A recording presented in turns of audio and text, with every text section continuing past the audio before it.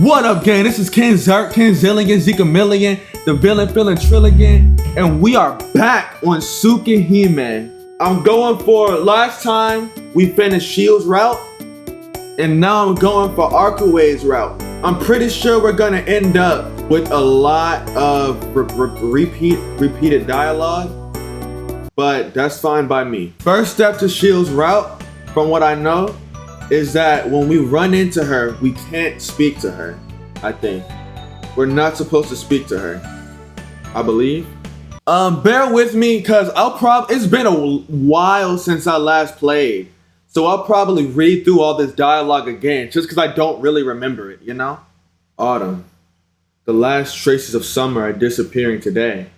A Thursday halfway through October. This is the day when I, Tono Shiki, return home. It's been 8 years since I left. Shiki, hurry up! You're gonna be late for school! I hear Keiko's voice floating in from the kitchen. Okay, I'm leaving, I called back. I placed my hands together in the room that was mine at the Arimas up until now. I'm going. Thanks for letting me live with you these last 8 years. Clap, clap. I fold my hands together in prayer. Then grabbing my only bag, I leave the room that had become so familiar.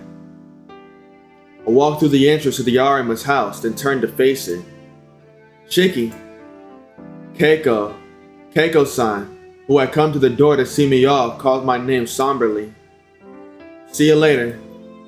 Take care, Mom. What a strange thing to say. I won't be coming back. Never again will I pass through this door as a member of the Arima family. Thanks for looking after me. Please, give my regards to Father too. Keiko simply nods. 8 years, the eyes of the person who had been my mother look so sad. I don't think I've ever seen her like that before. I'm sure it'll be hard for you at the Tono's house. Please, watch yourself. Your body is weak, you mustn't overdo it. I'll be okay. After 8 years, I'm just as healthy as anyone else. I'm a lot tougher than I look. I suppose you're right. But the Tonos are different from everyone else. I'm worried they'll be too much for you. I know what Keiko means. My home from today forth will be a mansion, an uncommon sight in this day and age. Not only is the house amazing, but the family itself is highly respected. It's said they hold significant investments in many corporations. To top things off, it's my true home. The Arimas have only been looking after me. But it's already decided. Yeah, it's something that's decided already. Alright, I'll be heading off then. Thanks for taking care of me. I repeat those words one last time, and turn my back on the household I had grown so accustomed to over these past 8 years. I leave the Arimas and start walking to school with a heavy heart. 8 years ago, I recovered from a serious injury that normally would have meant death. Then I was entrusted to the Arimas, a family branching off from the Tono family. I lived with my real parents at the Tono mansion up until I was 9. Then I lived with the Arimas for 8 years until now, my second year of high school. I lived a normal life as an adopted son. From the time I met Sensei, those special circumstances Sensei told me about as she parted never happened, and the glasses hit the lines for me as long as I wore them. The life of Tono Shiki was a peaceful one. It meandered along gently until a few days ago. The day when the head of the Tono family sent word to me. Return to the Tono mansion. The very family that, until now, had shunned me. I sigh again. To be perfectly honest, even before the accident, I had never gotten along with the Tono household. Maybe as a kid, I never liked the formality demanded by the family. Perhaps that's why I said nothing when the old man told me I was going to live with the Arimas. I think it turned out well. I got along well with my adopted parents, Keiko and Fumio. It was as if they were my real parents. I lived a normal life in the loving household of the Arimas like a real son, just like I had always wished. I don't regret living there. Except for one thing. My little sister, 1 year younger than me, remained behind with the Tonos. Akiha, I bet she hates me now. It would only be natural. She had to live in that mansion all by herself under the constant supervision of that hard-headed old man. I could easily imagine what Aki had thought of me, the one who escaped. I let out another sigh. I can't help it. What's going to happen will happen. Today after school, I'll return to my true home. Lord knows what'll occur. But for now, I've got more pressing problems. My watch shows 7:45. Homeroom starts at 8 o'clock sharp, and anyone who isn't in class by 8 is marked as late. Clutching my bag, I start sprinting towards school.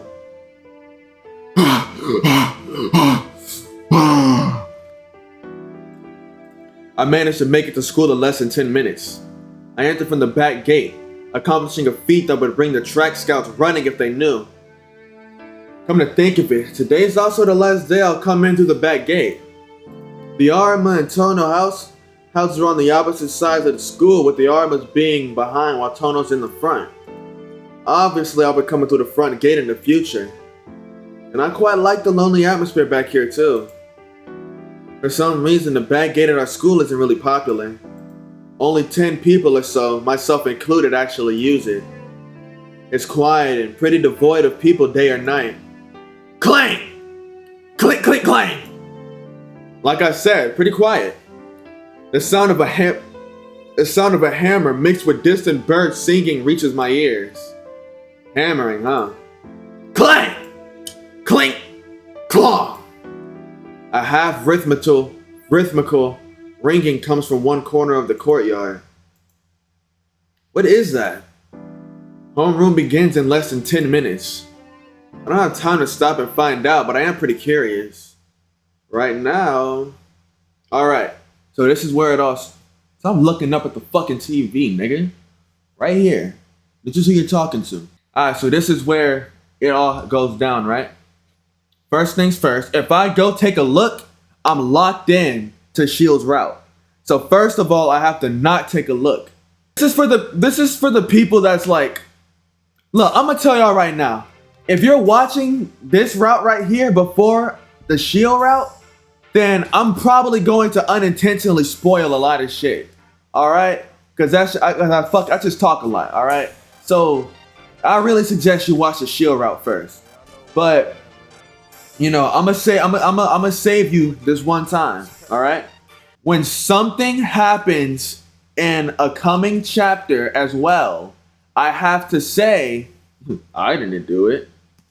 And I have to really avoid the hell out of Shield. That way, I'll be able to go through the Arcueids route properly. That's what it seems like. That's what my research tells me. So, I don't have time to stop and find out, but I am pretty curious. Right now, there's only a few minutes until homeroom. I have to head right there. I have to head there right away. Ooh, I missed this music. I arrive in class earlier than usual. Phew! I walk to my desk next to the window. Good morning, Tono. An unfamiliar voice greets me. Huh? I turn around confused. Tono, the teacher was looking for you. Who the fuck are you? He said he wanted to talk to you about your house. My home. Must be about me moving. I should have finished the formalities yesterday. Perhaps there's something I forgot to do. The girl doesn't move, but stands there looking at me. Good morning, Yumizuka. Yeah. Good morning, Tono. Looks like you remember my name. I don't. Sighing with relief, Yumizuka Satsuki gives a faint smile. I can remember the name of my classmates, you know. It's just that I haven't spoken to you much. Yeah. I was a little nervous about talking to you. Yumizuka smiles again. She seems happy about something. Yumizuka continues to stare at me as if she wants to say something else. To be honest, I don't know shit about her. Although we're in the same class, I can count the times we've spoken. But Yumizuka Satsuki is the center of attention. She's often the topic of conversation among the boys. and there aren't any bad rumors about her among the girls. In short, she's your typical class idol. Naturally, she's always surrounded by a crowd. She's the complete opposite of a loner like me. While I might be able to remember the name Yumizuka Satsuki, there's no reason for her to remember the name Tono Shiki. It seems like some bothersome coincidences are at work today. Isn't that the girl that fucking, what it was, that died in Shields route? I think the motherfucker that got caught up. That's the bitch that got caught up with, not Roa, but the nigga with all the fucking animals and shit. Tono-kun. Tono. Can I ask you a question? If I can answer, you can ask as many as you want. Sorry for something personal, but you said you're moving. Are you going to move somewhere far away? Her voice trails off, as if it's hard for her to ask. No, it didn't, nigga. I just voice acted her, don't lie. She claps her hands to stop fidgeting. I know it's sudden, but will you be transferring somewhere? No. I'm changing my residence, not my school. My new house is still in this town anyway, so it's not a big deal. Oh, that's good. Yumizuka sighs with relief. How odd. Always something like me moving caused that kind of reaction. But are you gonna leave the Arimas? Yeah. I enjoy living with them, but I can't leech off them forever. Huh? How does Yumizuka know that? I was just about to say that. How the fuck did she know that? No one at this school should know I was living with the Arimas, except for a certain guy. What's up, Tono? A carefree, loud voice rings out from the classroom doorway. As if on cue, the guy who's been my friend since middle school appears. Hey, if it isn't Yumizuka! It's not often I see you talking to Tono. Morning, Inui. Yumizuka looks away with an unenthusiastic reply. She does not fuck with this nigga. I guess she isn't the type who'd respond well to a guy like him. She does not fuck with the Tono's picking up the chicks. What the hell is going on? Thought you weren't interested in him. Arihiko exclaims his joke loudly. You moron, stop spreading lies. I'm a normal guy. Of course I'm interested in girls. Is that right? Good for you, man. Still, these days, girls find it more amusing if you have a weird sex drive instead. But they'll only find it amusing and it won't go any farther.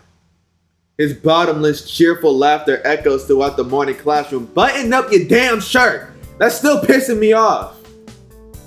I let out another sigh. I once again wonder, like I have many times before, how I ended up knowing this person. His hair dyed orange, ears pierced, his vicious glare that shouts he'll pick a fight with anyone, anytime, and his wearing of rebellious clothes. Inui Arihiko is the only free-spirited outlaw in our university-oriented high school. Do you have to be so loud this early in the morning? I'm depressed about all sorts of shit, so stay away from me today, okay? I wave my hands to shoo him away. Fuck on somewhere.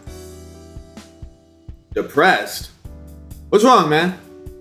Is it that time of the month? Wait, I take that back. I take that back. Rather than just for the day, stay the fuck away from me for the rest of my life. My depression will only get worse with you around. Ignoring Arihiko, bitch ass, I head back to my own desk. Dropping my bag and taking a seat, I stretch out my back, I'm beating my meat. I stretch my back.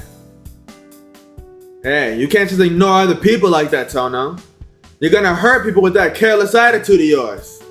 Oh, that's news to me. Isn't there some way I can kill them instead?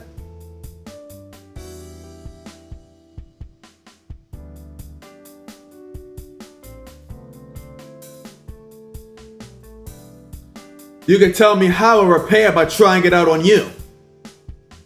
That's cold, man. Are you just a little nastier than usual this morning? Didn't I tell you I'm depressed? Other people aside, I'm certainly not showing any damn kindness to you, bitch. Arihiko sighs. Why you only being mean to me, Tono? You're like a saint to everyone else. It's not fair. What, you just figured that out?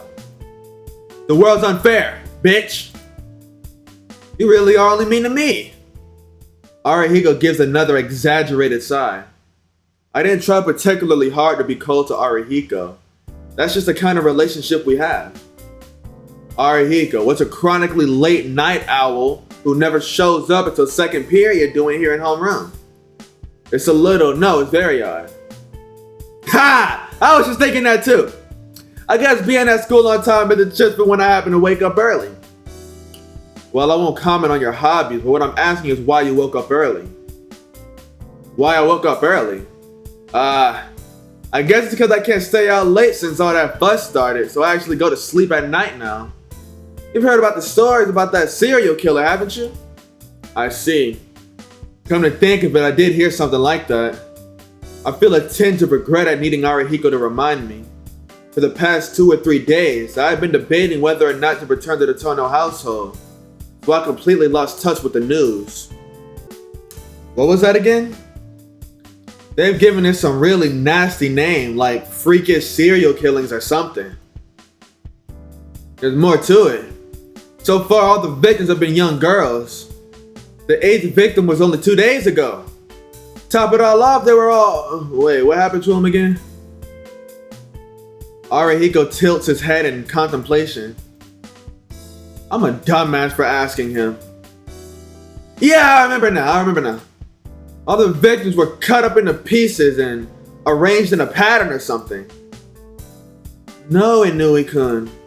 Everyone who was killed lost a lot of blood. Oh yeah, that was it.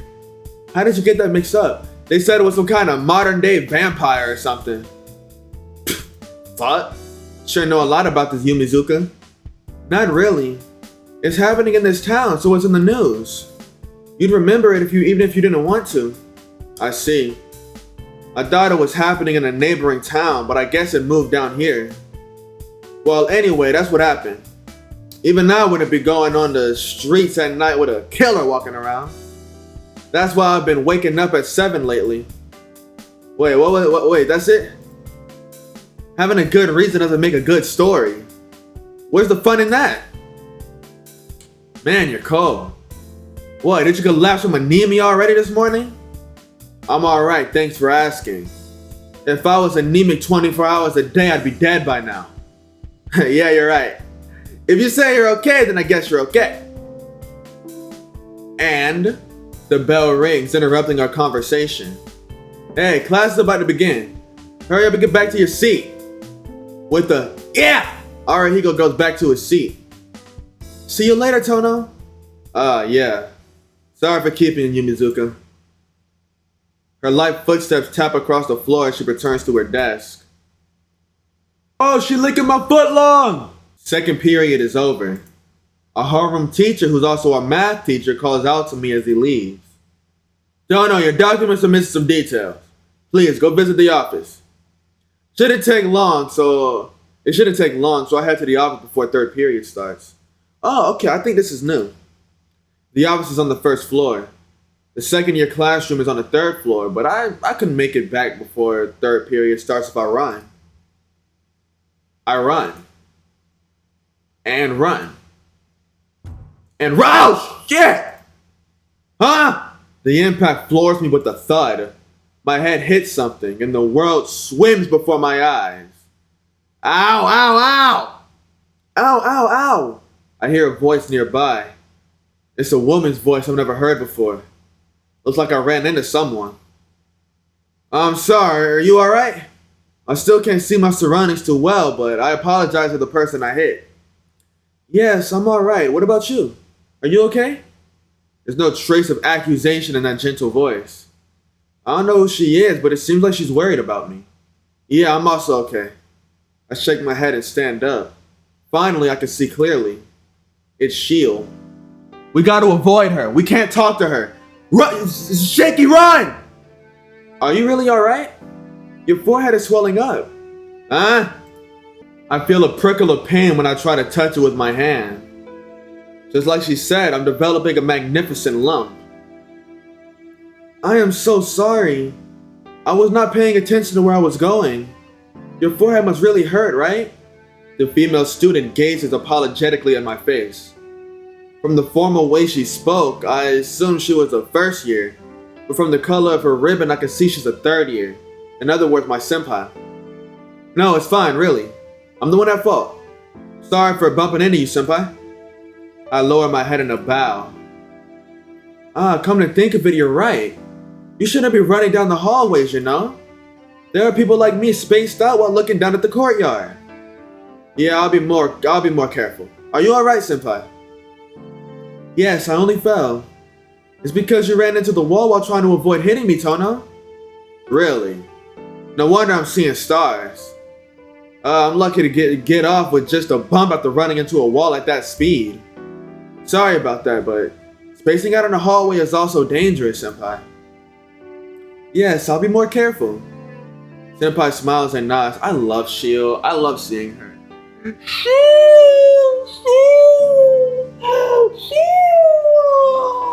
It's an honest smile. Excuse me, I'd best be going. Beating the dick in my pants. Beating the dust off my pants. I begin walking towards the office. But the older student continues to watch me through her glasses. Who the fuck is she? I was distracted because I ran into her, but come to think of it, she's beautiful. If she's this beautiful, the male students will be talking about a third-year beauty wearing glasses. I'm going now. You should go back to your classroom too, senpai. If you're in any pain, please come to my classroom. I'm Tono from 2nd year, 3rd class. I'll take responsibility. She nods. Even though she's older than me, it's like dealing with someone younger. Alright. If anything happens, I'll come to your classroom at lunchtime. Remember, Shiki, you mustn't run in the hallways. Okay, but you shouldn't space out in the hallways either, senpai. With that, I wave my hand and leave. Wait. Shiki? I haven't told her my first name. Gonna think of it, she did use my name earlier too. Huh? Have I met you before? Huh? Senpai cries out in surprise and mischievously puts on a depressed face. You're terrible, Tono! You forgotten about me? Forgotten? No, I didn't think so. If I ever got myself involved with a beautiful woman like her, there's no way I'd forget. She looks up at me reproachfully. Those eyes, I'm sure I remember them from somewhere, don't I? Come to think of it, we exchanged greetings once or twice before, didn't we? Shield senpai, right? I say her name apprehensively. Yes, and I'm glad you remember. You seem the type to space out and forget, Tono. I don't think I spaced out, but there's nothing I can do about the fact I forgot. Well then, goodbye. Let's meet again at lunchtime. Shield bows again. I watch her walk down the hallway. It's lunchtime. Now then, where should I eat lunch?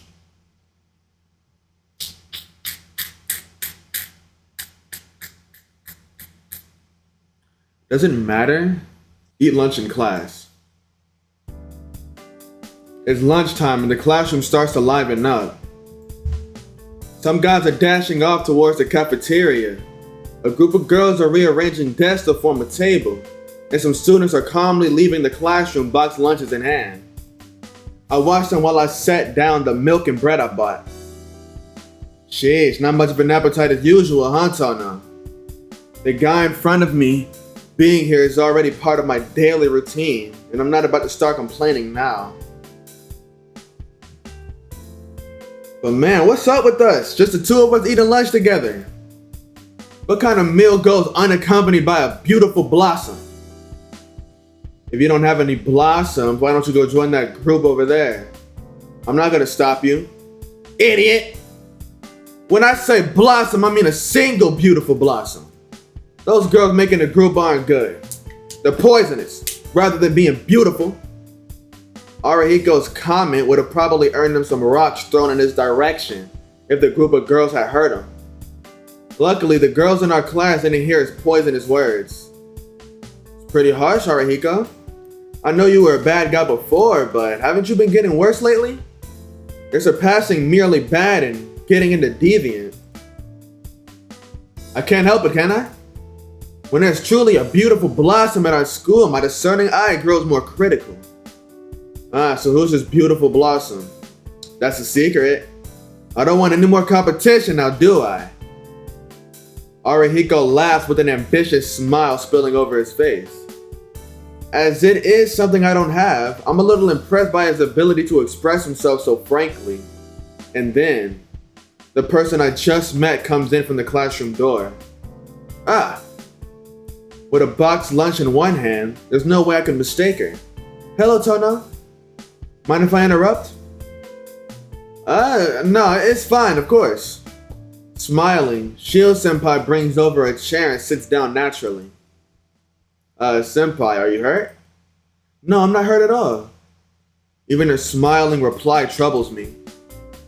You said to come here at lunchtime, so I thought it would be rude if I did not. It's true that I said that, but what I intended to say was that she should come and I would take responsibility if she ended up being hurt. Senpai! Arihiko slams the table with a bang as he stands up. No. Senpai? Inui. Could it be that you and Tono are acquainted? Yeah, we're more than just casual acquaintances. Tono and I have been friends since we were kids. Right, Tono? You could even say we were best friends. Arihiko makes a tight fist for emphasis. There's no room for agreement or disagreement. Oh, really? It's such a coincidence you two are friends. It sure is. It's bastard at such a calm face. I'm wondering just when did he start getting along with Senpai? Ha ha ha!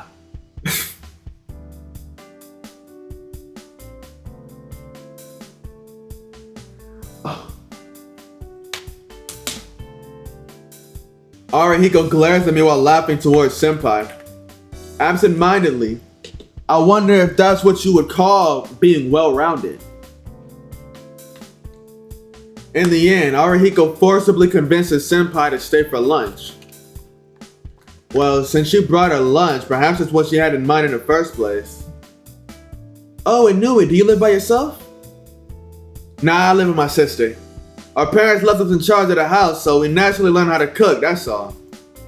Arihiko seems familiar with Senpai. He's able to talk to her more casually than I can. I've only met her a few times. By the way, Senpai, you said you were called here by Tono.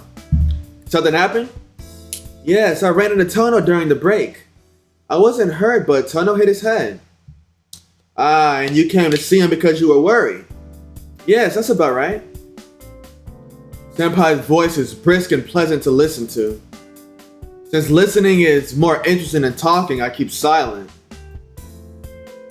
That's when Arihiko directs the conversation towards me. What's wrong, Tono? Running into someone. Don't tell me your anemia was acting up again. Arihiko's voice betrays his deep concern about my health. No, it's not that. I was running to the office to deal with some details for me moving. That's when I ran into Senpai. Really? Well, I guess your carelessness was at fault. Arihiko folds his arms and nods in agreement to himself. Tono, are you changing schools? Senpai suddenly outbursts almost hysterically. Really? Why does she think I'm changing schools just because of that? I'm not changing schools, Senpai. I'm just changing my place of residence, so I filed the paperwork for a change of address. So does that mean you're going to be living alone? No, I'm just going back to my real home. It's that fancy place on top of the hill. I still can't quite believe it yet. Oh, could that possibly be the Tono mansion? Senpai asked with some hesitation. You want to fucking guess? Hey, what's my last name again? What was it? You want to guess my fucking last name, dumbass? The Western style house on top of the hill is probably seen as something special to the residents of the town. I haven't been there for 8 years, but even in my memory, the Tono mansion was ridiculously large. Yeah, that's right. I don't think it's the right place for me either, but it's too late now that I'm done moving. You don't seem too happy about it. Oh shit. You don't seem too happy about it. It's not a particularly good or bad thing. I don't really understand it myself. Well, even if it's your house, it's been 8 years, right? I can understand if you're feeling restless. It'll probably feel like someone else's house for a while. I wonder if that's so. I haven't gone back yet, so I don't know. Well, I'm a bit relaxed since I've always got refuge at your place.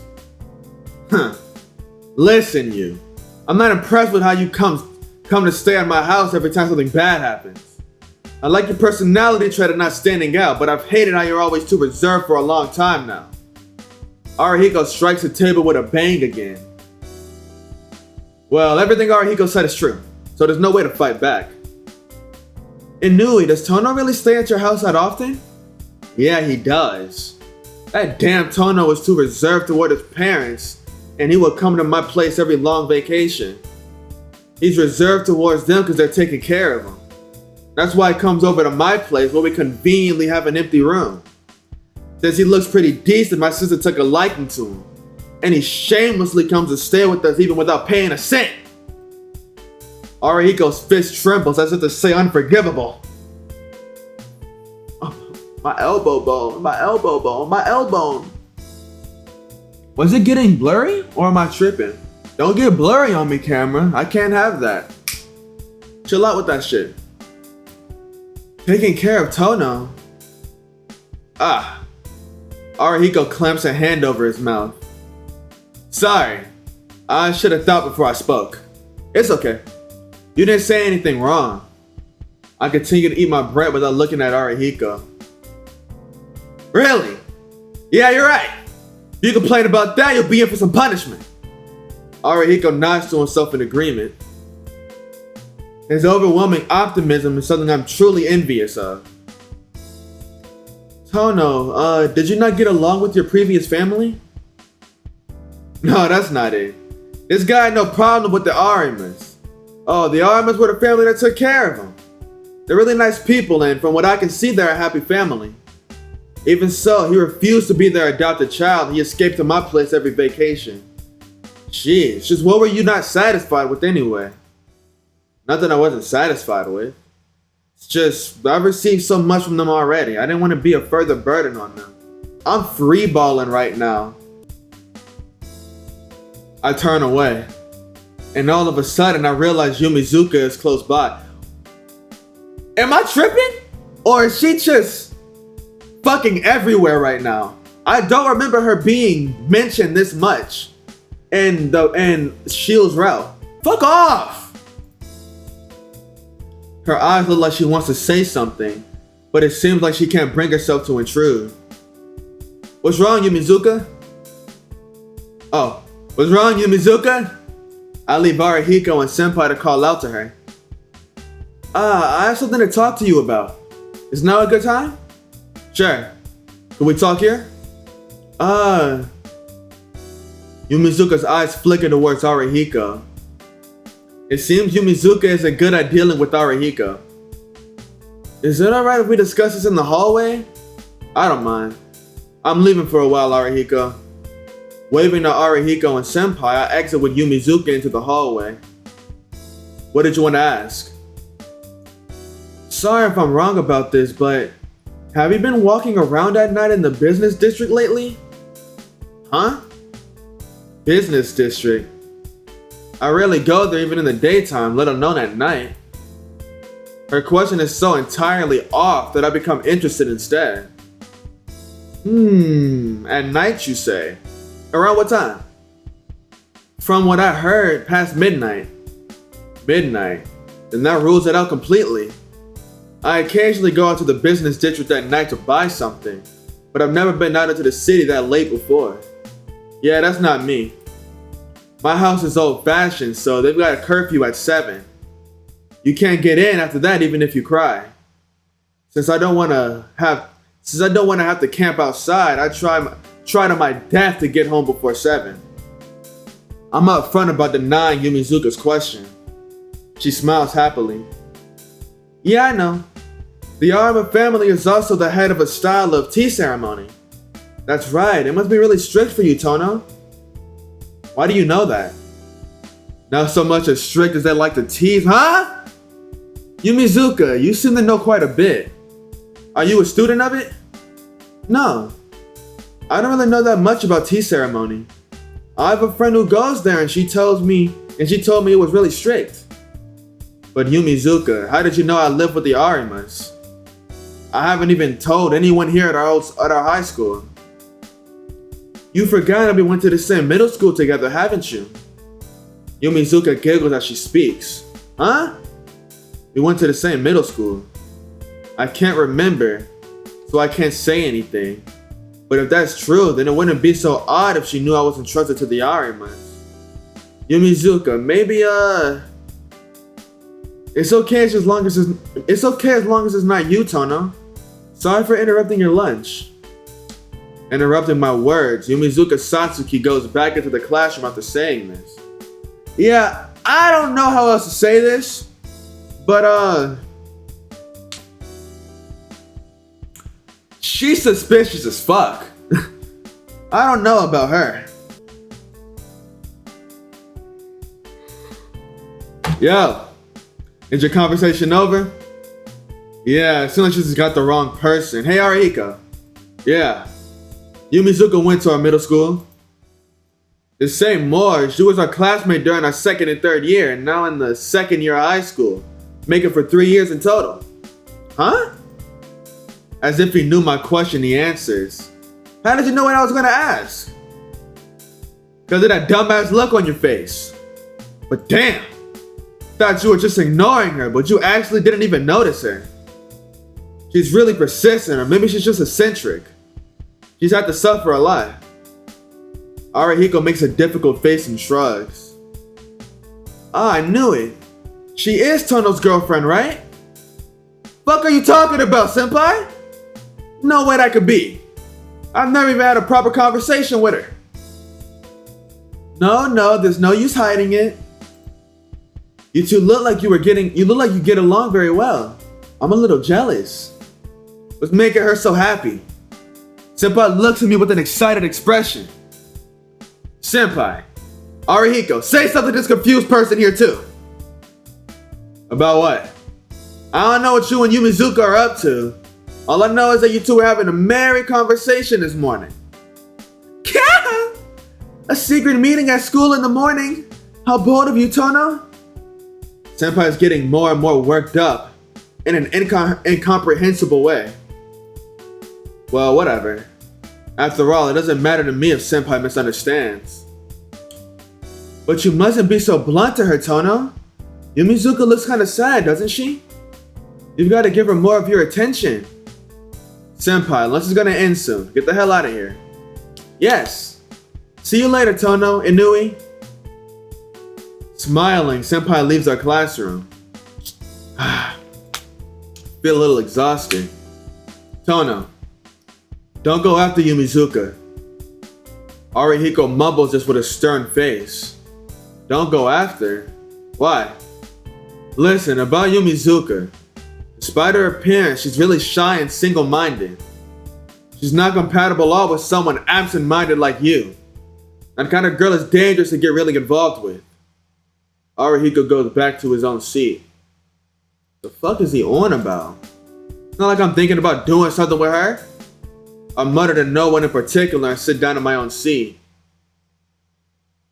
The last class of the day ends. I don't feel like going to the mansion right away, so I just blankly stare out the window overlooking the school grounds. The classroom is dyed orange by the sunset. It's like red watercolor paint and it hurts my eyes. I don't like red. Feels like it soaks deep into the back of my eyes and I want to throw up. It seems I'm weak against things that resemble blood. No, I should say I'm weak against blood itself. 8 years ago I had a near-death experience. I was in an accident where I was injured in the chest and I teetered between life and death for days. I should have died instantly, but miraculously I survived. Maybe it's because of the great medical treatment.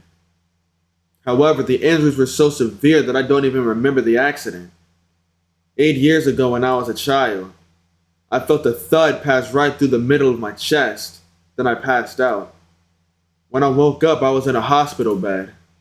All I could remember afterward was the pain and the cold. I don't remember much of the accident, but even today, the scar on my chest still remains. I guess numerous fragments of the glass pierced my chest, leaving burned-like scars in my back. Actually, I was quite surprised at being saved. Ever since then, I frequently collapsed from an anemia-like dizziness, caused a lot of troubles for others. Maybe that's why my old man believed I was unfit to be the heir of the Tono household and entrusted me to our relatives. Wound on my chest, huh? The huge scar in the middle of my chest, hidden from view by my uniform. Now that I think about it, after that accident was when I started to see those lines. I'm able to forget about them thanks to the glasses that Sensei gave me. But I think I would have completely gone mad if I never met her. Keiko, the person who's been my mother up until now, said when I left the Tono household wasn't normal. Said when I left that the Tono household wasn't normal. No problem. I'm not a normal person myself. Adjusting my crooked ass glasses, I pick up my bags. I can't stay in the classroom forever. Now then. Okay, get a hold of myself and go back to the mansion. I got a mansion in Wisconsin. I don't have anything to do, so I hurry up and leave school. Come to think of it, I hadn't left the school by the main entrance since the entrance ceremony. Guess this will be the way to come to and from school from now on since I live in the mansion. Leaving the main gate, I come to the intersection that leads to the residential district. This is the point in which Why the fuck are you here? This is the point at which the path to the city in the residential district where the mansion is parked. Oh, it's Tono! Suddenly I run into Yumizuka. Hello Yumizuka. It may have been because of Shield's teasing, but I feel a little embarrassed. Yumizuka looks at me bewildered. Yumizuka. Is there something on my face? I was wondering what you were doing here, Tono. Isn't your house in the other direction? Well, it was until yesterday, but I'm living somewhere else starting today. Now on, I'll be living at the place on top of the hill, at the end of the residential district. So that's what you were talking about this morning. Yumizuka claps her fist and an open palm together in understanding. Well, all flattery aside, that gesture seems incredibly cute. That's right. I guess there's no point hiding it from you since you already know. I'm leaving my guardians, the Arimas, and going back to my real house today. Your real house? You mean the Tono mansion? Yeah. I don't think it really suits me either. I see. You're really a prince on top of a hill after all. It was a secret only Inui and I knew, but I guess everyone's gonna find out. With a faint smile, Yumizuka casts her gaze into the distance. She looks out at the horizon as if looking at the Tono mansion off in the distance on top of the hill.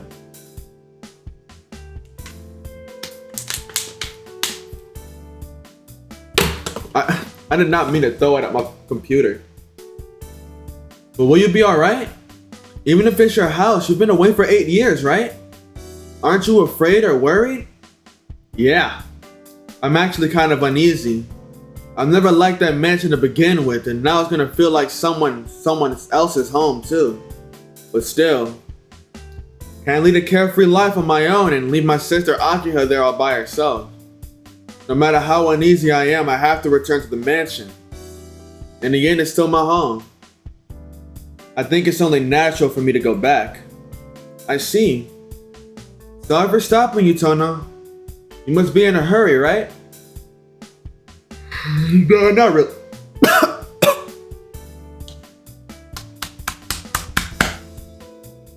No, not really. I was just having a stroll on the way home. I see. For some reason, Yumizuka looks downcast and falls silent. What's wrong? Feeling sick? I break the silence, but she continues to stare downwards without raising her head. I can't just leave her there, so I continue to stand there looking at her. And then... Yeah, what is it? I'm going home along the same way as you, until we reach the hill. Really? Then let's go together part of the way. Huh? Yumizuka's eyes widen as she stands there stiffly for a moment. Yeah, you're right. We're going back the same way, so it wouldn't be strange for us to go together for part of the way, right? She says this all with an excessively cheerful voice and stands right beside me. Just at the right time, too. I'm not too familiar with the streets around here. Oh, just at the right time, too. I'm not too familiar with the streets around here, so would you mind guiding me? Sure. Well then, let's go down this street. It's a back street that leads all the way to the street on the hill. I walk home while chatting with Yumizuka. Talking to Yumizuka isn't anything particularly special, but it is enjoyable in a peaceful kind of way. Despite what Arihiko had said, Yumizuka Satsuki has a gentle air about her, and I feel safe being around her. When we were talking, Yumizuka suddenly laughed as if she remembered something. What is it all of a sudden? Did I say something funny? No, that's not it. It's just that starting tomorrow I'll be taking the same route to school as you. She laughed, looking truly happy. To be honest, that honest smiling face is enough to make me happy as I watch it. I didn't realize it up until now. Even putting her looks and mannerisms aside, Yumizuka Satsuki is kinda cute. I'm slowly beginning to understand why the boys in our class had been all worked up for so long. Our conversation ceases. I'm simply fascinated by Yumizuka's smile, and the two of us fall silent. Without saying anything, we walk towards the residential district in the sunset. Suddenly, hey, do you remember what happened during the winter vacation of our second year of middle school? Yumizuka murmurs. I tilt my head to one side. The winter vacation of the second year of middle school was when I had applied to stay for extra lessons at school because I felt bad about staying at the Arimas. I remember it well enough, but I still don't understand why she asked me about it. Just as I thought, someone like Tono would never have remembered. Disappointed, Yumizuka's shoulders droop. There were two sports sheds at our middle school, remember? One was a new shed used by the big clubs, and the other one was an old one used by the smaller clubs like badminton. The old shed had a certain problem where the alignment of the door was bad, so there was often times when it wouldn't open. Old shed. A little concrete building at the back of the gymnasium. Ah, that shed. The one which they stopped using after some students got trapped inside. Yeah, that's the one. The students were second years from the badminton club. Oh! Yeah, something like that did happen. It was early in the new year, on a cold winter's day. First 3 days of the New Year's had passed. I had applied for extra lessons and requested to stay behind at the school to help out. And help out because I felt bad about staying at the Arimas. You said that already. But even that was only until 5 in the evening. It had become dark and I was forced out of the classrooms as all the teachers were going home. The middle of winter. Even if it was only 5, the surroundings really had darkened. The weather reporter predicted snow for that day, and the cold was extra harsh. And so, just when I decided to head straight home for the day, I heard a banging sound from the old shed and went to check things out. Is anyone there? I asked, and I heard the voice of several female students in reply from inside the shed. They had been trapped in there for 2 hours. While packing up the club equipment, they had closed the door because of the cold, and now it wouldn't open again. They couldn't open the door no matter what and wanted me to call one of the teachers for help. But the teachers had all gone home. Even if I were to call them now on the phone, it would take at least another hour. The cold on that day was truly terrible. And the kind of cold that should have prompted snow. I thought it would be cruel to leave those girls stuck in the shed wearing only their PE uniforms for another hour. After some hesitation and confirming that no one else was around, I took off my glasses and cut the line on the shed door. The door opened and about 5 female students, eyes red from crying, poured out. Come to think of it, there was something like that. but I'm surprised you know about it. Captain of the Trap Badminton Club told me this has nothing to do with the club's survival, so don't tell anyone else. No, this has to do with the club's survival, so tell nobody else. It was almost like she was threatening me. Oh, Tono, you had no interest in knowing who was trapped inside there, did you? Listen, I was one of the badminton club members. Yumizuka sounds like she's pouting. So in other words, I still remember it well. When I think about it now, it was only being trapped inside a shed, but at the time, it was cold and dark, and I was really worried. Everyone thought we were going to freeze to death like that. My stomach was growling from hunger too. I was just about to collapse. Oh, that must have been rough. I can't really empathize with this, so I give a half-hearted response. He's just like me. Unconcerned, Yumizuka continues her recollections, bringing up old events anew. Just when everyone was trembling, you came along and asked, is anyone in there? In your usual unexcited voice. And the captain got angry and shouted, can't you tell just by looking? Do you remember? Yeah, I remember. There was a loud bang when she threw the bat at the door. I was really surprised. That's right, Yumizuka says laughing. But when we all heard all the teachers had gone home, we really lost all hope.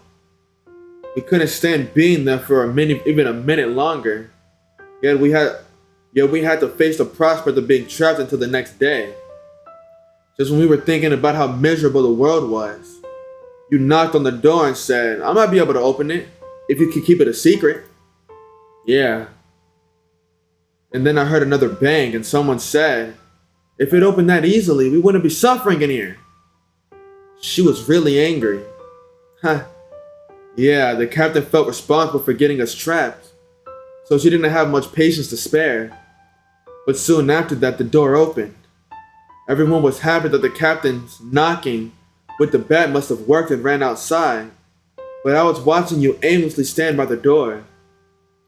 Yumizuka looks at me warmly, but that only troubles me. To me, it meant nothing, so I can't really appreciate her gratitude. I was crying really hard at that time. Fuck. My eyes just felt like they were swelling up and they looked terrible. What do you think you said when you saw me like that? I don't know. What did I say? I really don't remember, so I asked, as if it was something someone else had done. Despite this, Yumizuka still looks at me happily. You put your hand on my head and said, hurry and go home and eat some ozoni. I was a little embarrassed because I was trembling so much from the cold. I knit my brows. I don't know what I meant back then. I think you meant for me to warm up my body by having some ozoni. I see. It was right after New Year's after all. That does sound like the stupid kind of thing I would say. Now that it's put to me like this, I regret not having picked something better to say. Back then I thought, there are plenty of reliable people at school, but if I ever really need to be saved, it'll be someone like Tono who saves me. You're exaggerating. Look, it's like how a baby chick thinks the first human it meets is its mother. Hold on. I just happened to be there. I just happened to help you. That's not true. Ever since then, I really believed that you'd come and help me no matter what the problem was. Her expression is quite resolute. You're giving me too much credit, Yumizuka. I'm not that reliable of a person. It's alright. That's what I believe, so let me keep believing it. She pronounces this while staring straight at me, and I am too embarrassed to offer a rebuttal. Well, I guess you can believe what you want. Isn't that right? So if I'm ever in a pinch, you'll come help me, right? Yumizuka asked me, smiling. To be honest, that would be kind of troubling. Despite what she thinks, I'm not the sort of person who can do everything. I'm not, but when she faces me with that smile, I don't want to destroy that faith she has in me. Yeah, if it's within my power, I'll help you. Yep. Thank you, Tono. I know it's a bit late to say this, but I was really happy because of what you said to me back then. Saying that, Yumizuka suddenly stops. Naturally, I stopped too. I've always wanted to talk to you like this, Tono. Somewhere in her voice was a hint of wistfulness. Perhaps it's because of the red light from the sunset, but somehow Yumizuka looks lonely. What do you mean? You can talk to me anytime. No, I can't. Inui is always around you, and besides, I can't become someone like you, Tono. With that reserved answer, Yumizuka draws away from me. Well, my house is this way, so I'll see you at school tomorrow. Bye-bye. Smiling, Yumizuka waves her hand and begins walking down another street.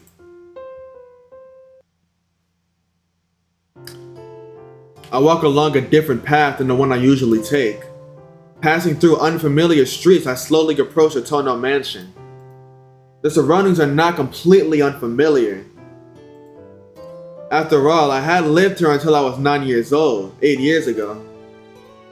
This is not the first time I've taken this path back to the mansion. 8 years ago, he was 9 years old. That means he's 17. That means Sheila's a pedophile. Oh well. My feelings are a little complex. This is not the first time I've taken this path back to the mansion. My feelings are a little complex. The path home is nostalgic yet fresh. Up until just now, I now look forward to returning to the Tono household. Now it doesn't seem so bad. The house I lived in until I was 9 years old. Right now, my sister Akiha is in that utterly un-Japanese Western-style mansion. Tono Makihisa, my old man who hated me, and the master of the Tono household died a few days ago. My mother died from illness before Akiha was born, so the Tonos had dwindled down to me and my sister after Akiha was born. Being the eldest son, you would think I would stand to become the Tono heir, but I have no such privilege. To become the Tono heir means being bound by a strict upbringing. I lost count of the number of times my father scolded me over my dislike of not being able to live freely. That was when I got involved in that accident and my body became weakened. My father saw it as a good opportunity to get rid of me. His reasoning was something along the lines of, someone who could die any moment can't become the heir, even if he is the oldest son. Sadly for my father, I betrayed his expectations by making a recovery. But my sister Akiha was already deemed to be the heir of the Tono household. And so I've heard that Akiha, who was already being raised harshly in order to become a proper daughter, received an even harsher upbringing since then. That was a long time ago. I played together with Akiha in the mansion back before the accident.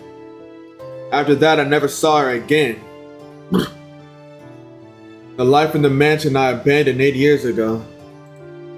Those 8 years were long, and my memories of that time have largely faded. But in spite of that, there's one thing even now continues to burn strongly within my heart, and that is about the cheerful girl, about my little sister Akiha. It's little sister. For the first couple chapters, I'm gonna be checking the guide, so I really don't want to fuck nothing up. Right here. Apparently, Akiha tried to visit me a few times when I was first entrusted to the Arimas. Unfortunately, we were never able to meet because I had to go to the hospital every day. We completely lost contact after Akiha went to a boarding school. Unlike Akiha, I'm isolated from the main family. That's why I can live freely like this. My high school is just an average high school, and our chance of contact is pretty much zero. My old man died and I received word telling me to come back. To be blunt, I had no intention whatsoever of returning to the Tono household, but Akiha is at that house. When we were children, Akihiko was an obedient child, always looking frightened as if she were constantly enduring something. She would always follow close behind, her footsteps pattering behind me. She was frail, and her long black hair and fancy Western clothes made her resemble a French doll. I am worried about her living all alone in that big mansion with the old man gone. More than anything, I feel guilty. After pushing all the Tono family responsibilities on her and selfishly living a free life by myself.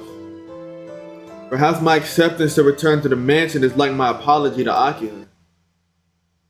The Tono mansion is unnecessarily big. Surrounded by iron railings, you could say the entire lot is abnormally expansive, being so large that a whole elementary school could fit inside.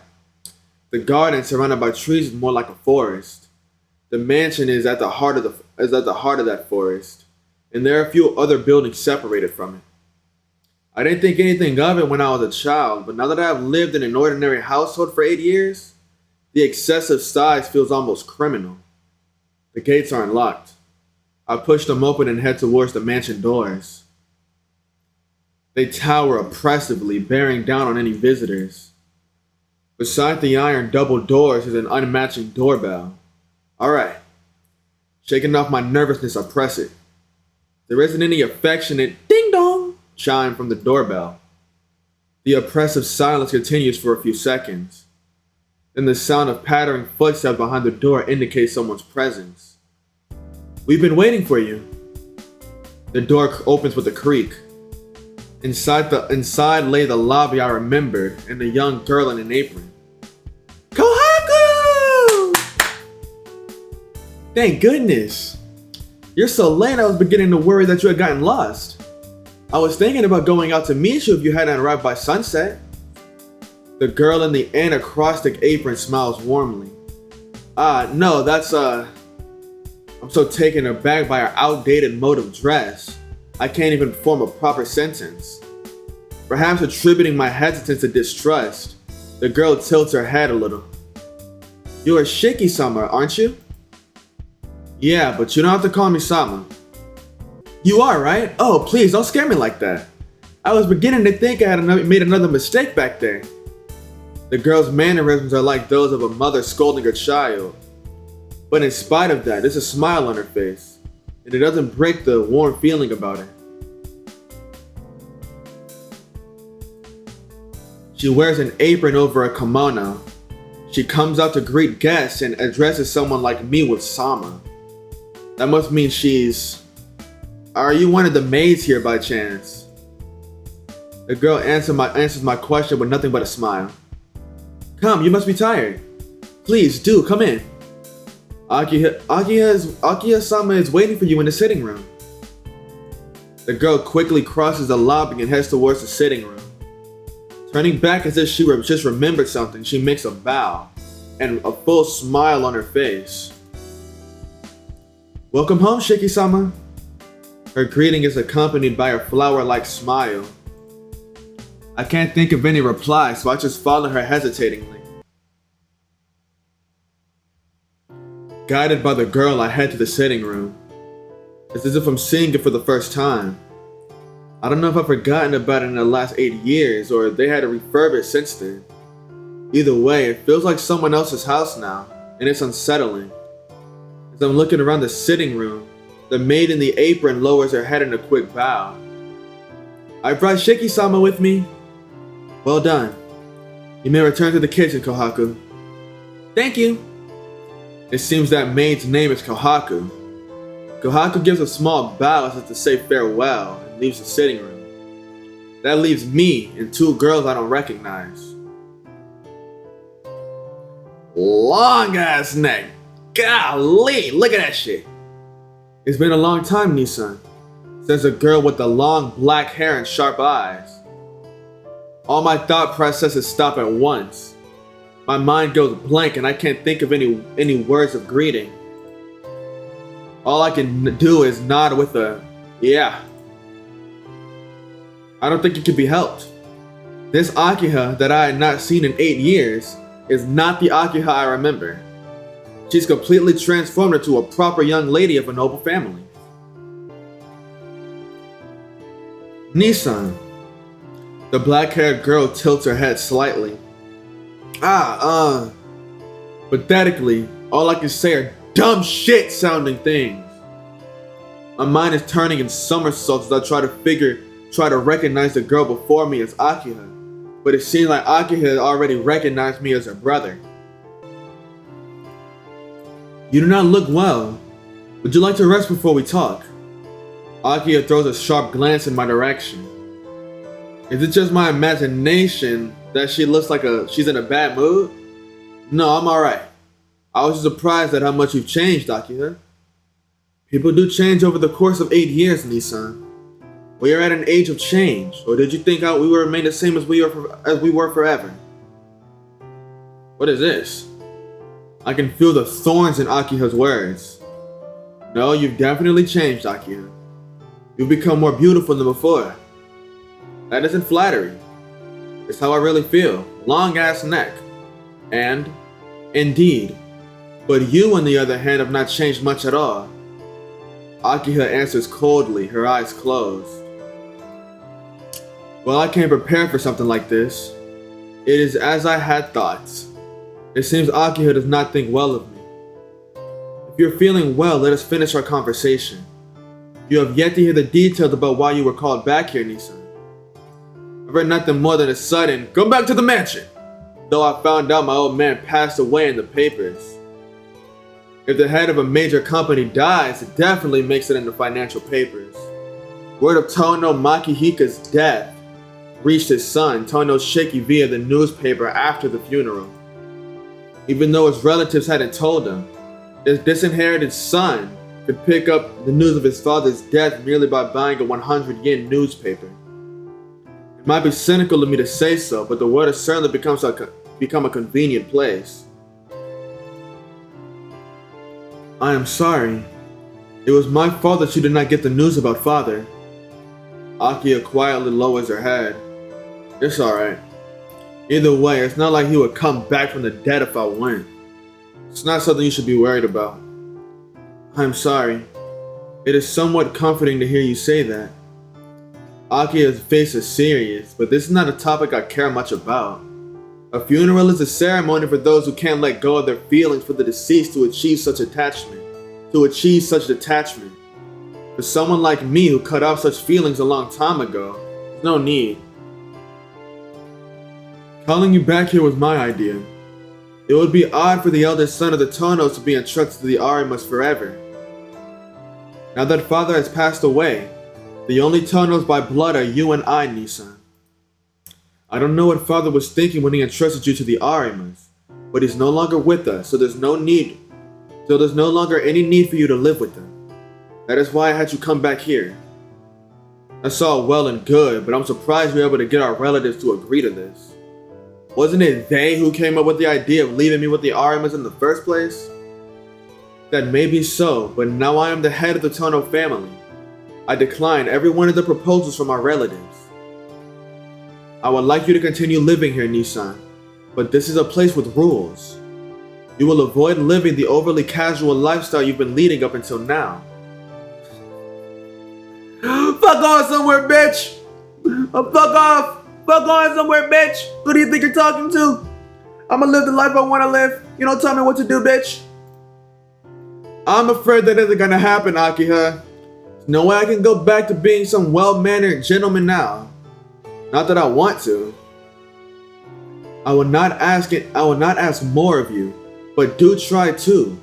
Or are you at least saying you're unable to do what I already have? Akiha shoots me a cold look. What if I said I just don't fucking want to? How about that? I'm just not going to because I don't want to. Huh? What do you gotta say to that, bitch? Feels like she's hitting me with her grudge against me for leaving her here for the last 8 years. Alright, I get it. I'll try. Akiha just stares at me as if she doesn't quite believe me. You do not need to try as long as you get the results. Her pose is dignified, her words merciless. Let's get back to the topic. Right now, you and I are the only ones living here. I do not care for having too many people around, so I cleared everyone out. Huh? Hold on a second, Akihide. You cleared everyone out. You wouldn't want to run into one of our relatives in the mansion, would you, Nissan? I have put out most of the servants, but there are enough for you and I, so there are no problems. Wait, no problems? You're gonna get attacked at our family meeting if you do something like that. Oh, please, be quiet. Rather than have the mansion overflowing with people, wouldn't you feel more relaxed with just the two of us here? Well, it's true I would feel more relaxed, but... Damn, my throat is fucking up. I just got done recording Fate. Then I ate. And now I'm recording Tsukihime. But you've only just become the head of the family, Akihide. You go around abusing your power like some type of dictator, our relatives are not gonna keep quiet. Even the old man had to go against their opinions. Indeed. That's why Father entrusted you to the Arcueids. I, on the other hand, have despised him ever since I was a child. I am not going to put up with their whining any longer. Not gonna put up with... Look, Akihide. Enough! Just listen. You don't have to worry about me. Please, just worry about your own life from now on, Nissan. I can see it's gonna be difficult for you in many ways. Akihide says sullenly, looking away a little. Now then, if there's anything you don't understand, ask her, Hisui. She looks at the girl standing by her side. The girl called Hisui bows expressionlessly. This is Hisui. She will be your personal maid from now on. Is that acceptable? Huh? Hold on, personal maid? You mean... In other words, she's your servant. Akihide declares as if it were obvious. I can't believe this shit.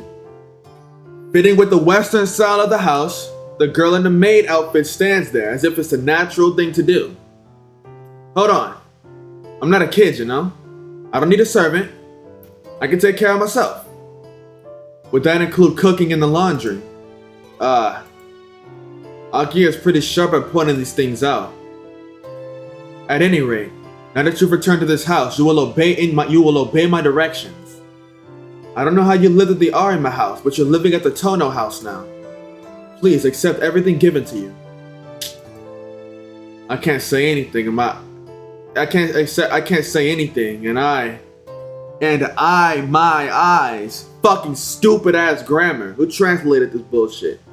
And my eyes drift towards Hisui. As expected, she simply looks back at me expressionlessly like a doll. Well then, Hisui, please show Nissan to his room. Yes, my lady. Hisui approaches me with a shadow-like lack of presence. I will guide you to your room, Shiki-sama. Hisui heads towards the lobby. Sighing, I head off towards the lobby as well. We enter the lobby. Lobby.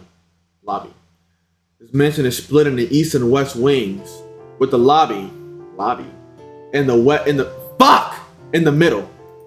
The lobby, is like the body of a bird whose wings are the halls, extending diagonally to the east and west. Each wing is about the size of a small hospital. I remember the house is constructed symmetrically, so both the east and west wings have the same floor plan. Your room is this way, Shiki-sama.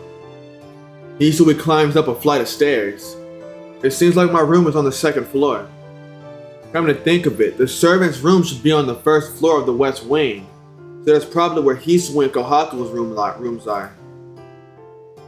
Outside, the sun is already set.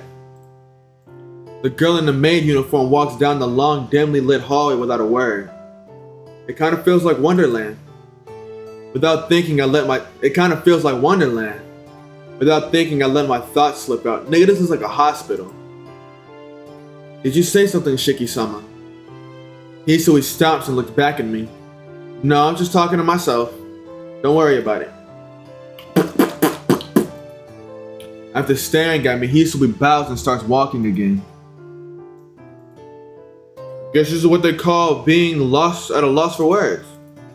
The room Hisui led me to is not one made for a mere high school student to live in. Is this my room? Yes.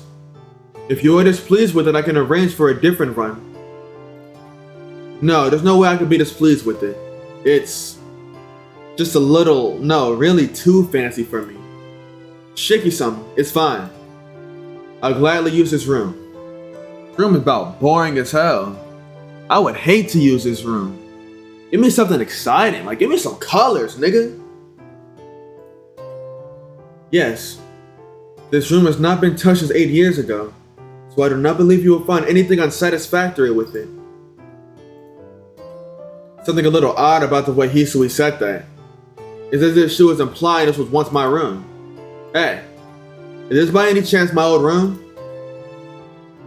That is what I have been told. Am I mistaken? Hisui inclines her head to the side slightly. I feel relieved. It seems this girl can express emotions after all. Well, it might be now that you mention it.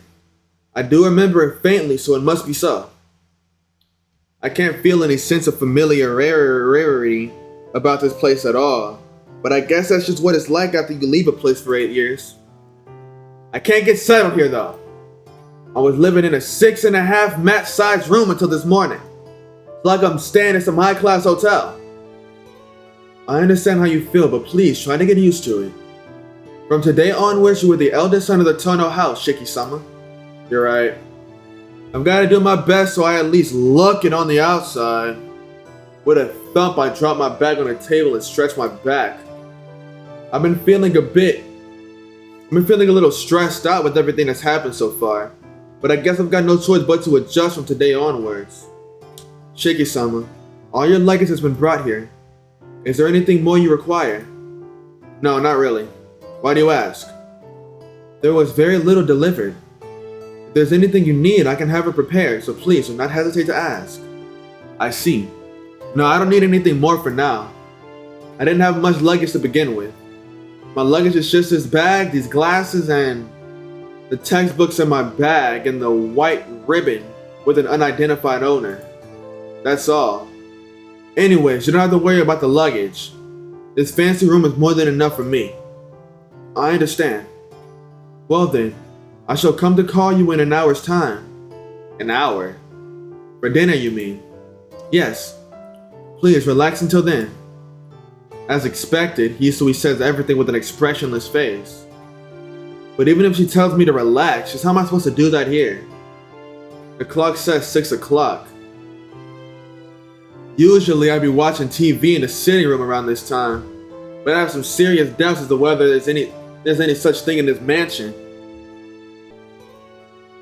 Hisui, I know it's kind of a trivial thing to ask about, but is there a television in this mansion?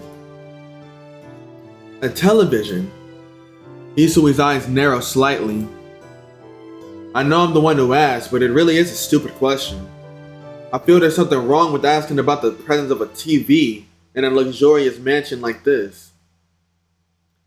Hisui makes a rare troubled face and stares off into space. There's no television in the sitting room. Some of the visitors did make use of one, but when they departed they packed it up with their luggage and took it back with them. So I do not believe there are any remaining. Hold on. Visitors? Like who? For how long? Relatives. The eldest son of the Kugamine-sama from a branch family. Tozaki-sama's third daughter and her fiancé. And Kishima-sama's eldest son came to stay for close to 3 years. 3 years, huh? Hisui, that's what you'd call freeloaders, not visitors. Hisui does not reply. No matter what kind of people these freeloaders were, it seems that servants can't say anything bad about them. Well, at any rate, it seems like those relatives had brought and taken back their own luggage with them. My old man hated the products of modern culture, thinking them all vulgar. There's no way he would ever watch a TV. Akiha, who had been educated by him for the last 8 years, would probably be the same. Well, it's not like I'll die without one. Hisui is silent. Like a perfect example for servants, Hisui says nothing unless she's being asked a direct question. That is, of course, kind of depressing for me. I want to make that expressionless face break into a smile somehow, but that seems impossible with just any old half-hearted effort. Oh, there was a library on the first floor of the West Wing, wasn't there? Maybe I'll go find something to read when I have some free time. Hisui does not reply. She just stands there in the doorway. I can't even tell where she's looking. Hisui! Hisui doesn't say a word. Suddenly, she looks straight at me. I believe there is one in Nasan's room. Huh? No clue she's talking about. There is one of what? I have no clue what she's talking about. There's one of what? A television. I remember seeing one in Nasan's room. Hisui says as if remembering something from many years ago. Hold on. Nasan? Tell me you're talking about Kohaku. Yes. Right now, the only person working at this mansion are Nasan and I. Now that she mentions it, they do look alike. I just couldn't connect them as sisters because Kohaku's always smiling so warmly. Hisui is always expressionless. I see. Kohaku doesn't like the type of person who'd watch those variety shows. But I balk at going into Kohaku's room to tell her, let me watch your TV. Sorry, just forget I ever asked. After all, I'll be living here from now on, so I've got to follow the rules of the mansion. God knows what sort of cynical comment I'd be in for from Akiha if I started watching television. Seems I'll be leading a scholarly student life fit for a member of the Tono family from now on. Alright, I'll be in my room until dinner, so just come and call me when it's time. You've got other things to do, don't you, Hisui? Hisui nods in assent and turns around. Silently opening the door, she leaves the room. Dinner takes place with Akiha and I being face to face. I guess it's natural here, as Hisui and Kohaku do not eat with us, standing behind us to tend our needs. Thought it would be natural if all four of us ate together, so you could say I'm caught off guard by this inexplicably tense dinner. I should mention at this point that I've totally forgotten anything related to table manners by now. Well, I do remember little pieces, so it's not like I'm a complete amateur, but humans tend to pack away unused memories into the corners of the mind.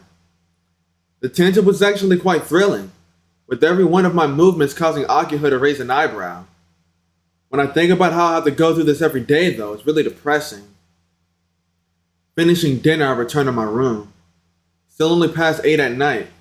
It's too early to sleep, so what should I do? I guess we go to the sitting room and talk to Akiha. That's what it says.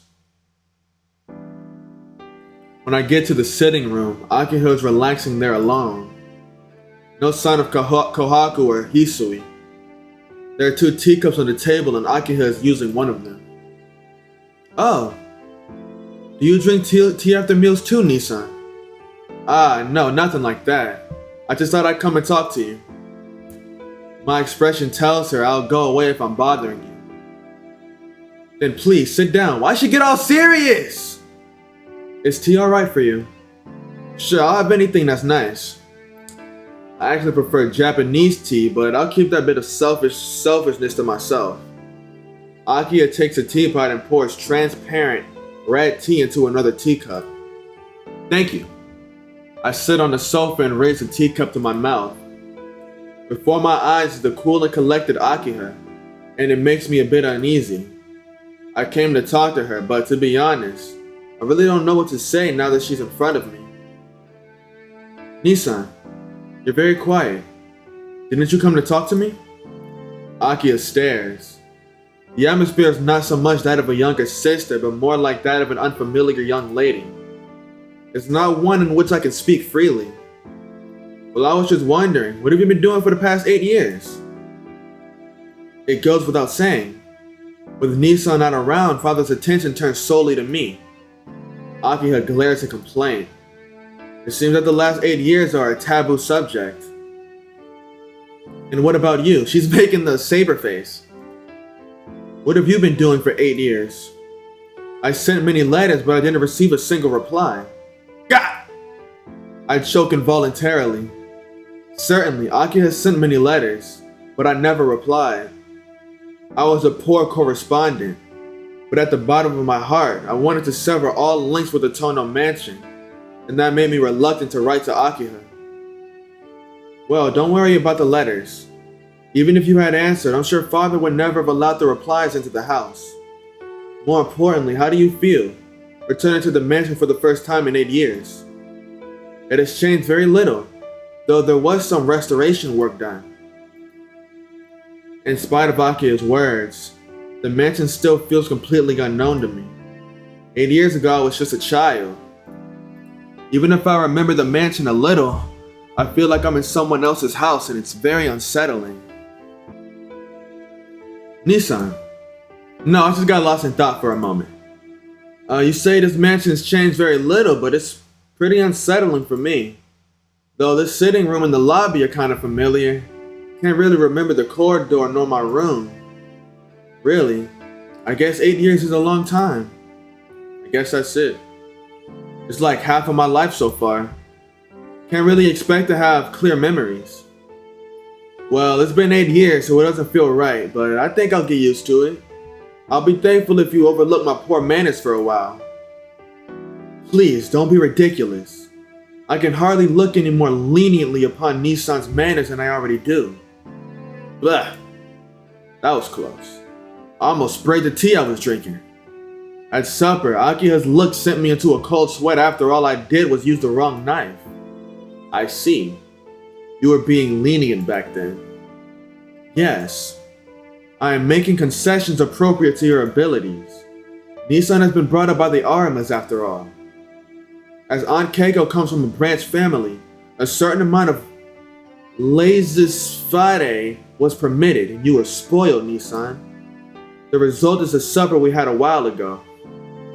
Maybe bro just lived as a regular person. Well, it can't be helped, can it? We never really thought I'd be returning here. Is that so? You almost sound like you didn't want to return, Nissan. Don't be stupid, it's not like that. I may have had my doubts, but I couldn't just leave you alone here, could I? What kind of brother would I be? What kind of brother would I be then? Yes, that's the reason I returned. If it weren't for Akiha, I would have never returned. Since I heard nothing for almost 8 years, I always wondered whether you are alright on your own. I came back to the mansion because I was worried about you.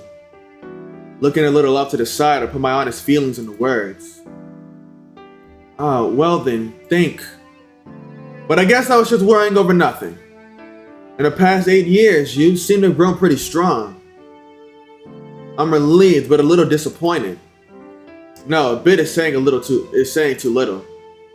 Since I only had the image of the calm Akiha back when she was small, the sharp Akiha right now seems like a different person. Really? I'm sorry I didn't meet Nissan's expectations. Akiha's eyes are scary. Crap, I think I said too much again. Well then, Nissan, how was life at the Arima residence?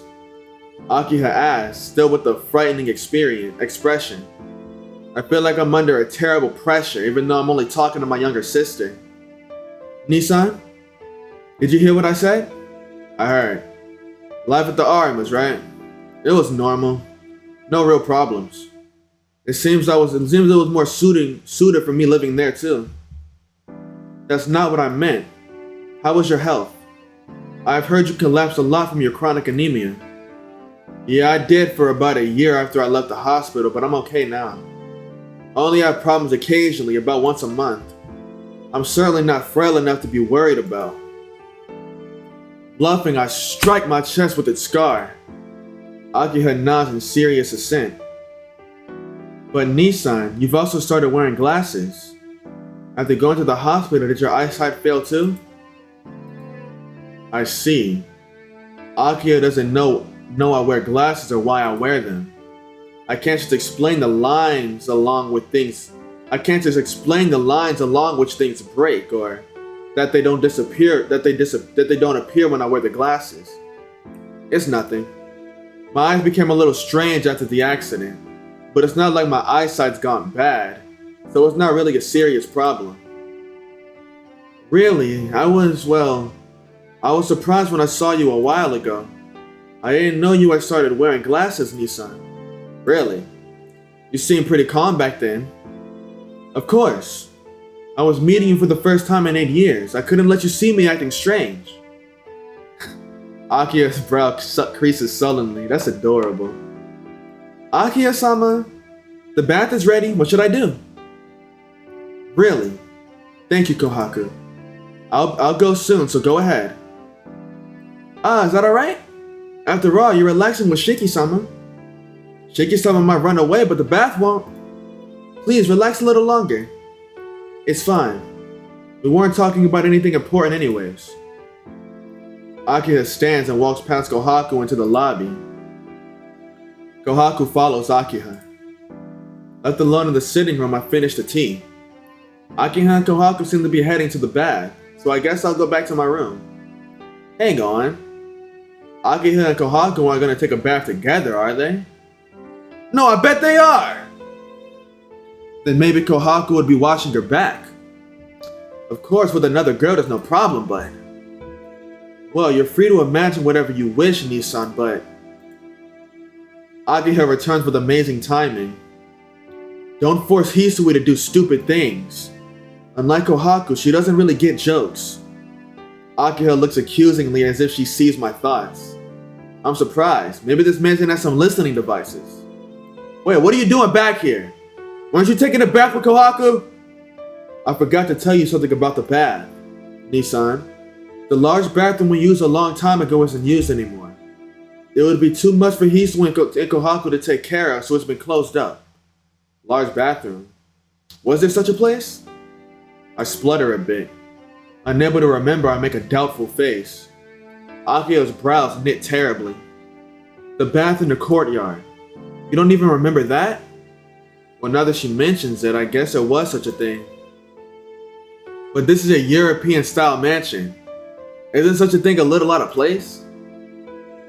Father half liked the Japanese style of architecture. That is why the detached building is a Japanese style as well. Anyway, if you want to have a bath, please use your own. The second bathroom behind the lobby is yours. With that, Akiha leaves. Alright. With Akiha gone, there's no point in staying in the sitting room. I'll have a bath too and return to my room.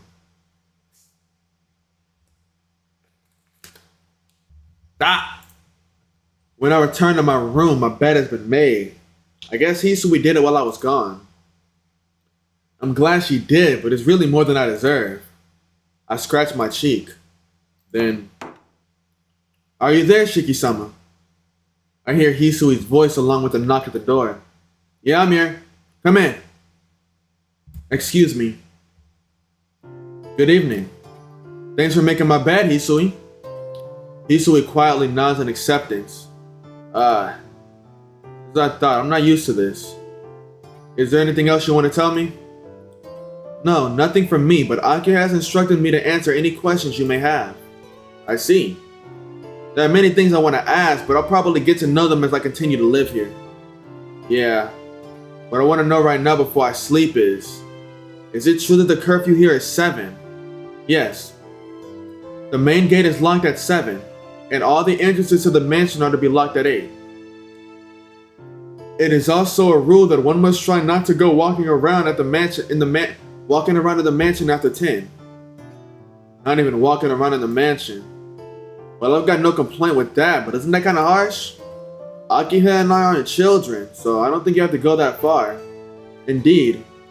It is a rule, however, so please abide by it. You are aware of the recent disturbances at night, are you not, Shiki-sama?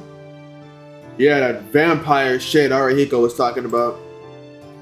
Well, as long as something like that is happening, I guess it's better to be safe than sorry. What else? Do you mind if I ask an off-topic question? Yes, what is it? I'd like to know what kind of work you and Kohaku do around here.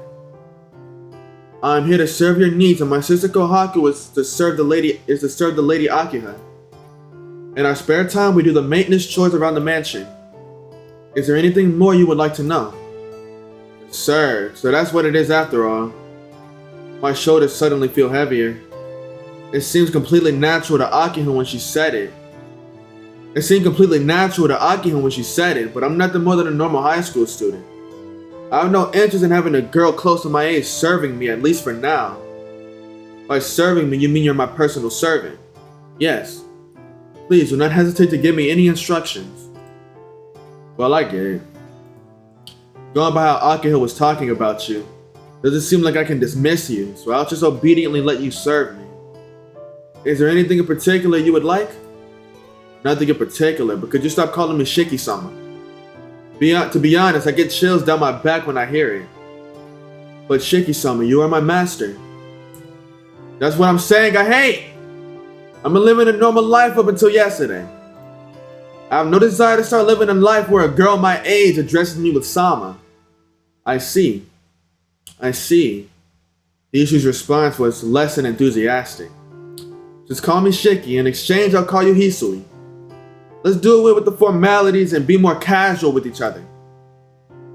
Still expressionless, Hisui lowers her eyebrows as if she's being troubled. But you are my employer. It's not like I'm hiring you. You're the one doing the things I can't, so you're the great one. I see. Hisui gives another unenthusiastic reply. Looks like I won't be able to talk her into it in just one day. Anyhow, that's how it is. Don't be so formal towards me. I'll be grateful if you tell that to your sister Kohaku too. Very well, as you say, Shiki-sama. Expressionless, Hisui bows her head. She completely failed to understand. I will be leaving now. Please, rest now for the night. Bowing, Hisui puts her hand on the doorknob. I forgot to ask something. Hold on a second. Running towards the door, I put my hand on Hisui's shoulder before she leaves. In an instant, Hisui's arm pushes away my arm with incredible momentum. With a whack, she slaps my hand away and leaps back. Shit, my fault. My bad. It's so sudden, that's the only thing I can say. Hisui is expressionless, but she glares at me fiercely. Did I just do something wrong? I am very sorry. Hisui's voice sounds very nervous. I am not used to being touched. Please forgive me. Hisui's shoulders are faintly trembling. I feel like I just did something really terrible. Yeah, I'm sorry. I apologize without thinking. I don't understand why myself. I just feel sorry for Hisui and I lower my head. Hisui says nothing. I get the feeling her stare is calm again. You have nothing to apologize for, Shiki-sama. I'm the one to blame. No, well, maybe, but I scratch my head. Hisui stares at me, pausing only to blink for a second. What was it you wanted to ask me, Shiki-sama? That's right. I stopped Hisui because I wanted to ask her something. I wanted to ask about Akiha. Doesn't she go to a boarding school? That was only during middle school, Shiki-sama. From this year onwards, Aki has special permission to attend school from home. You mean she goes to school from here? Yes, but it is uncommon for her to come home before dusk like today. Aki has practice up until dinner, so she is always home before 7.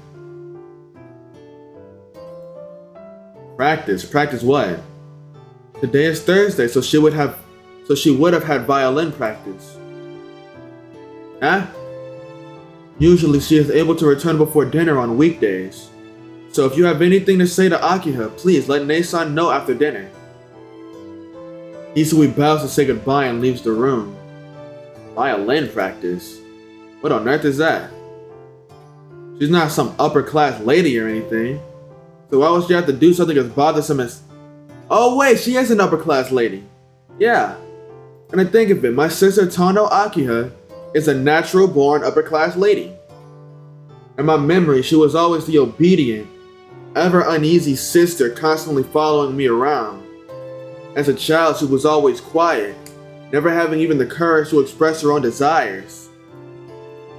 She was a frail girl who would always live in fear of a scolding from our father. People really do change after 8 years. After 8 years, I've become the me I am now. Aki has become the person she is right now too. I've already blown through 2 waters.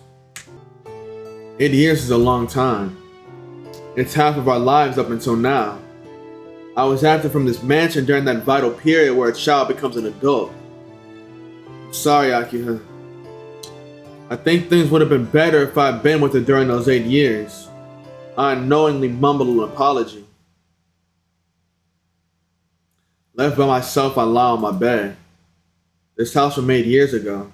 My blood relative from made years ago. It feels like they belong to someone else. Well, do I have some news for you?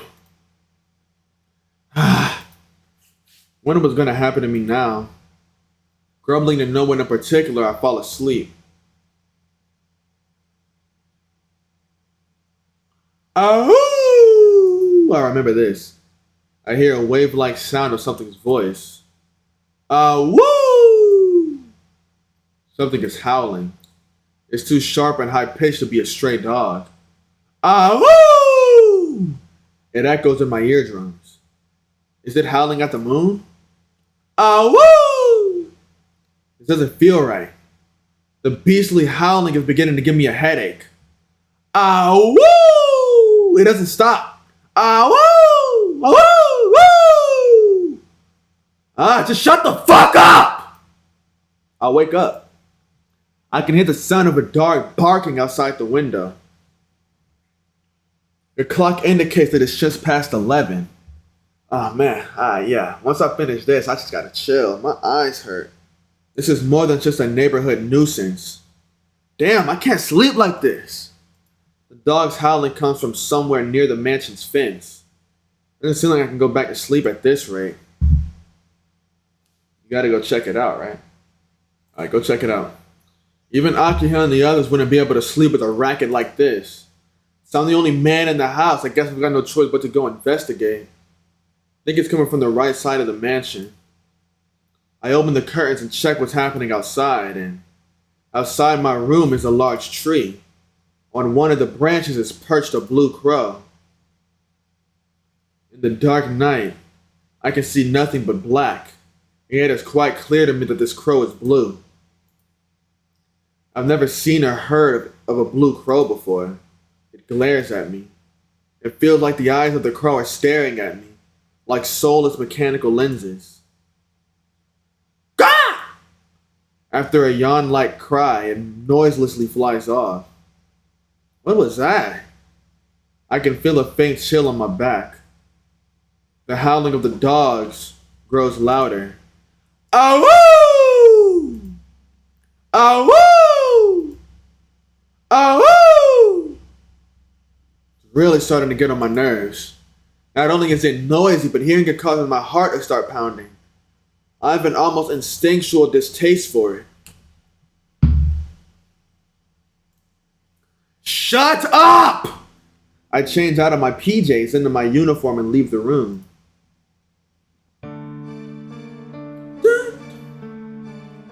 Woo! The howling echoes through the night. The sound is definitely coming from the right-hand side of the mansion.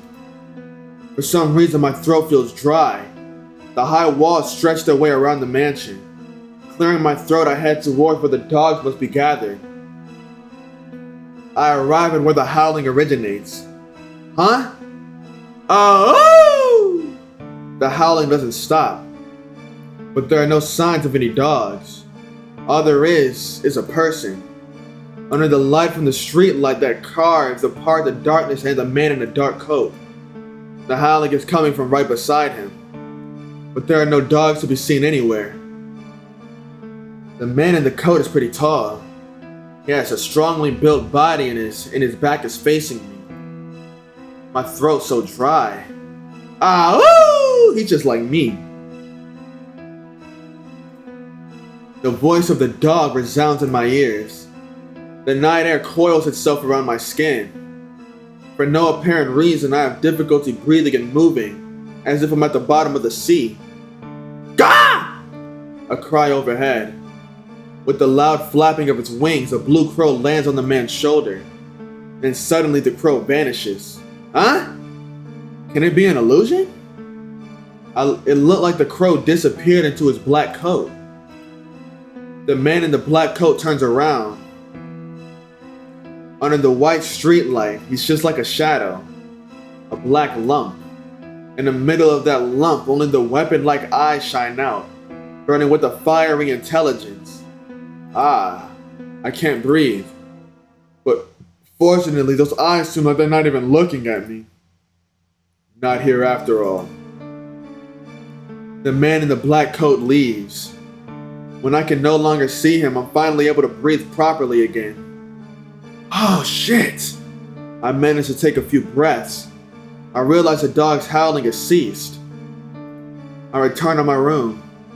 There's no sign of Aki or the others being awake. Guess I'm the only one who couldn't stand the dog's howling. Gah! What's happening? My head still hurts. Huh? Why am I trembling? Looking down, my fingers are trembling. My entire body is shaking and my back feels very cold. It's almost like, yes, like someone ripped out my spine and replaced it with ice. I feel dizzy. Is it just the usual anemia? I get the feeling of falling towards the floor. On the way, I see something unpleasant. What? Even though wearing my glass, I can still see the lines? Ugh. I hadn't seen them at all for such a long time, so my reaction is magnified. I feel sick. With the dizziness from my anemia, I feel like I'm about to throw up the contents of my stomach. What's going on? I don't understand. Only that as long as my eyes are open, scribbles fly everywhere across my vision. It's a bad dream. Somehow I managed to collapse into bed. Yes, I should sleep. It's the easiest way to deny what I'm seeing. My body doesn't move as I want it to.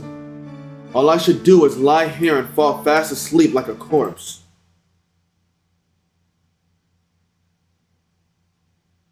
Y'all boys and girls ready? It's time to get back in the Tsukihime! Peace out, I love y'all. Tap into the next one. Hope y'all enjoyed. Like, subscribe, leave a comment. I'll read them all. Tap into the next one. Okay. There wasn't much of a difference in chapter 1 for this route. You know, after avoiding Shield. But they're really putting like a lot of importance onto this Satsuki character. So I'm wondering how she's gonna be important. But hope y'all enjoy it. Tap into the next one.